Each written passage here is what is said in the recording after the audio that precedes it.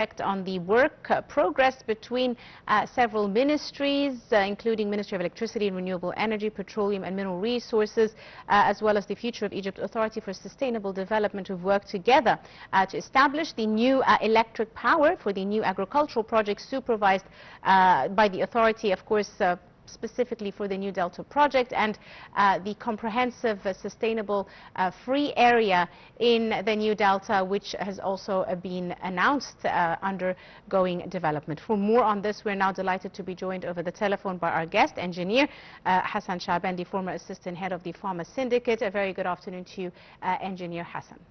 Good afternoon to you. Thank you for calling me. Thank you very much, sir, for your time and for joining us on Nile TV International. Of course, very important development this morning as the President inaugurated a number of development projects of the Future of Egypt Authority in the New Delta in the Daba area. Very big project and a large scale of development specifically aimed at the agricultural sector. How important do you see the specific attention paid to the sector under the umbrella of the Egyptian state's aim to secure food security as well as have self-sufficiency with regards to its agricultural needs?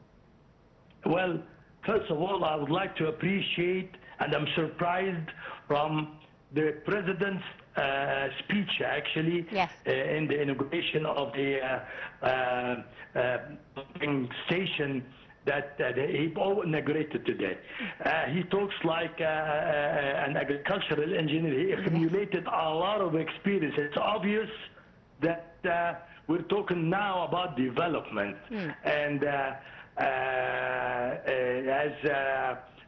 Dr. Raouf Gafar said, the locomotive of development is, agriculture. Absolutely. Because basically we are an agricultural country, but we cannot ignore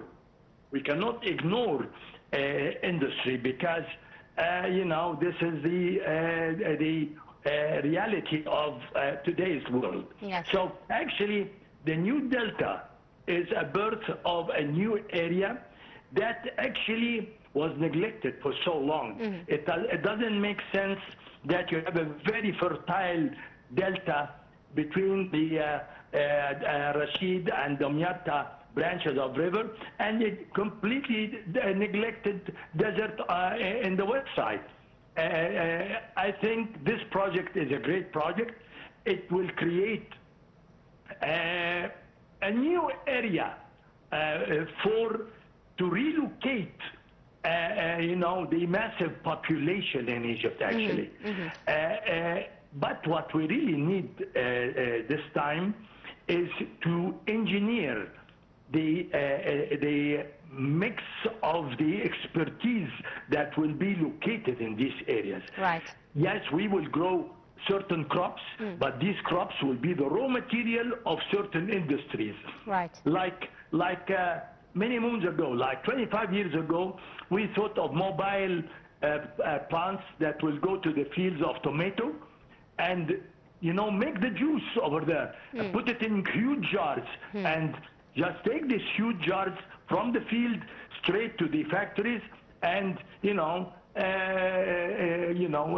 produce ketchup, produce tomato sauce, tomato products. Yes. Exactly. Also, what we really require is a refrigeration, because actually our neighbors, for instance, in Libya, they actually have a special agreement with countries like Greece and Italy to import tomato from them with a lot of easy terms.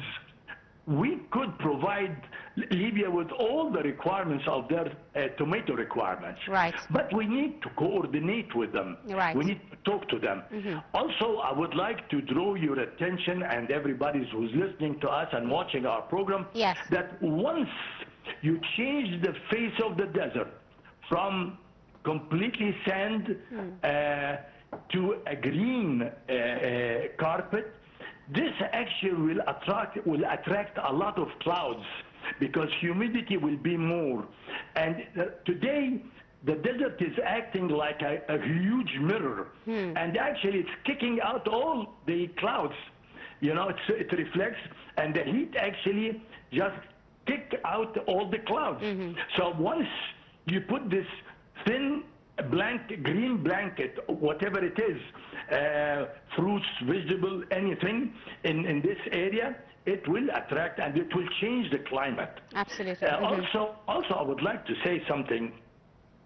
I'm very happy that finally we are considering the underground water in this area, because many moons ago, actually, I visited Central Africa, and I've met a lot of engineers over there, and they actually spoke with me about underground water, actually, the hidden river that runs in the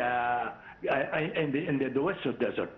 I think we need to consider this thoroughly, because we do have an underground river in the Western Desert, and I think it will actually change the face of this area. Absolutely. The president actually mentioned a lot of areas, very promising areas. I'm very impressed with his memory and, you know, accumulated experience in Tushka, why not, the Kina, the Valley of Kina. All of these areas are very promising, very fertile soil.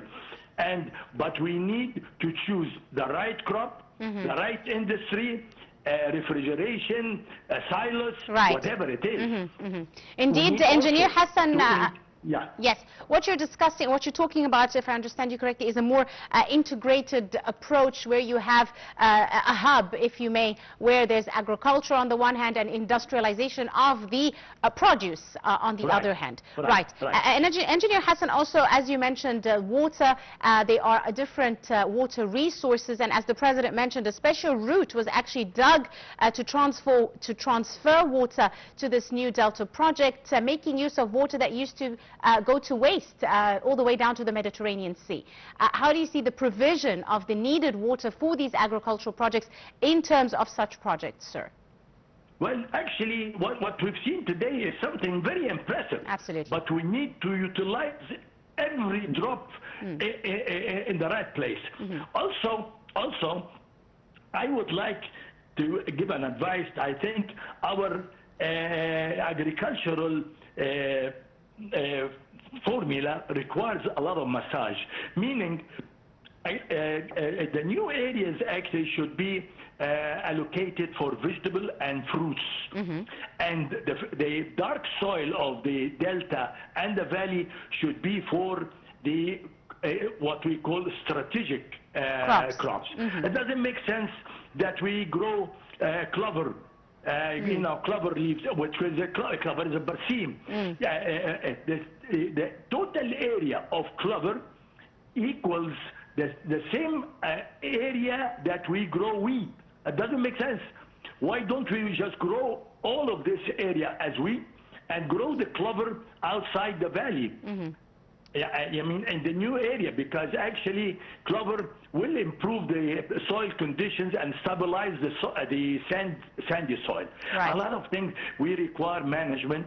We require to know. I visited Iran about 15 years ago, and I was very impressed. They utilized the solar energy to dry fruits and vegetables. Solar energy must be utilized in our deserts, because this is the main source of energy available. Yes, and we cannot ignore this. Also, organic waste. You know, after the crops are harvested and everything, we need to actually get the remains of these plants and actually industrialize organic fertilizers, actually, from the waste of our crops that we grow, because actually the production of nitric fertilizers are becoming very expensive for the farmers, and it requires a lot of gas, and you know, the prices of gas are skyrocketing. Yes, as a result of the development. You know, but you know, the subject is huge, and I think this is, we're talking future now. Absolutely. I hope that, you know, also there is one more very important point I'd like to add. Sure.